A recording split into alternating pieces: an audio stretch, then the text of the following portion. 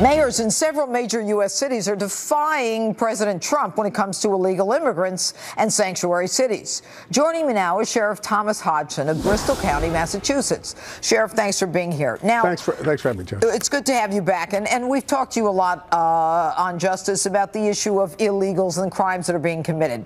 But it seems that with the election of President Trump, more and more mayors are telling the police chiefs and the members of their community that, you know what, don't worry about it.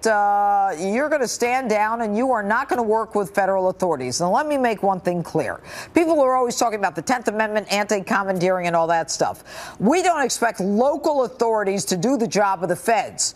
But that doesn't mean that you cannot, as a local official, give us information. Correct? That's correct, Judge. All right, good. Now, President Trump has indicated he's bringing back secure communities, which is a sharing of information. And by the way, he's also starting a victim program for victims who have been victimized by illegals. And he's going to be putting out statistics of victims who have been harmed by illegals in sanctuary cities. So what is the benefit to the politicians who are telling their chiefs that we don't want you to to work with the feds on this if they want to deport an illegal criminal?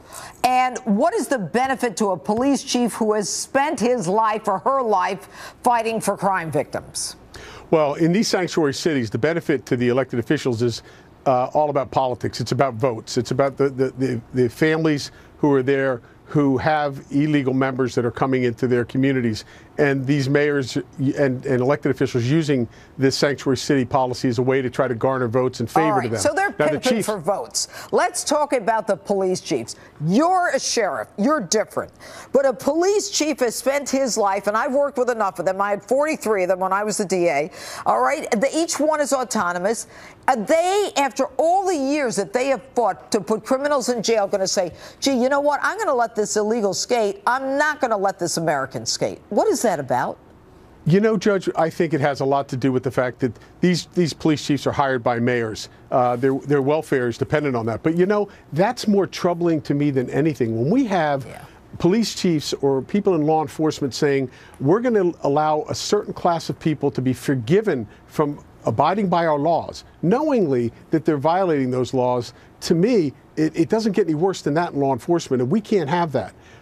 Frankly, I think if we're going to really start to put an impact on this problem, and I commend President Trump for everything he's doing on this issue, he's coming at it the right way, but I will tell you, yeah, maybe you have to take some monies, but some of that might impact some of the people in the community. But if you really want to make an impact and you want to see these sanctuary cities shrivel up real quick, start issuing arrest warrants on these elected officials who are also trying to become a special class of people that don't follow the law. So what you're talking about is filing a federal charge of aiding and abetting conspiracy, making them complicit in basically harboring these illegal aliens, not just for being illegal. That's not what we're talking. We're not talking about the guy who's cleaning a house or raking the lawn. We're talking about the criminal illegals who commit crimes in this country, correct? Judge, absolutely, Judge, and it's clearly spelled out in the federal law under Title 8, Section 18, 1324, and it even spells out elected officials. So it's up to 5 years per alien that you attempt to harbor or conceal.